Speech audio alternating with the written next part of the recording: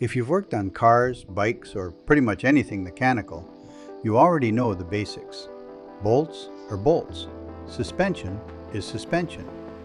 Rykers might be new, but the fundamentals are the same. Before starting this job, I did my homework. I watched the manufacturer's how-to video. I watched a few DIY videos on YouTube. Then I stopped by a shop and got a quote. $250. About an hour and a half. And honestly, the job starts exactly like the videos show. Panels come off, bolts come out. Everything feels familiar. If you've turned wrenches before, this part is easy. And then we get to the problem.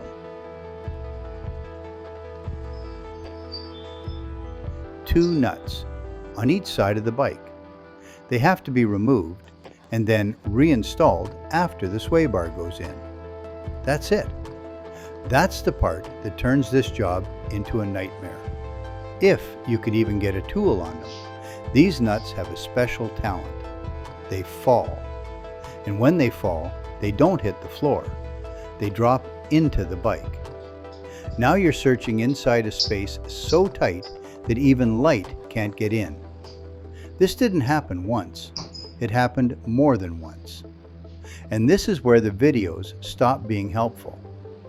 One video actually shows two guys struggling with this exact problem. Then it cuts. Next thing you see, they're riding down the road. No explanation, no solution.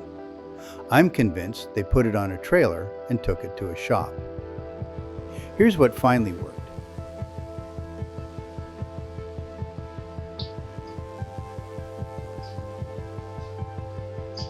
I put tape on the back side of the wrench to hold the nut in place during installation. Nothing fancy, just enough to keep it from falling the second you let go. That solved half the problem. The other half, you can't see anything. So I made a small extension for the tool, just enough reach and control to guide the nut into position. Once I did that, progress finally resumed. 8 hours later, the job was done. Not an hour and a half, 8 hours. Replacing the sway bar is easy, but those 4 nuts, they are the gatekeepers.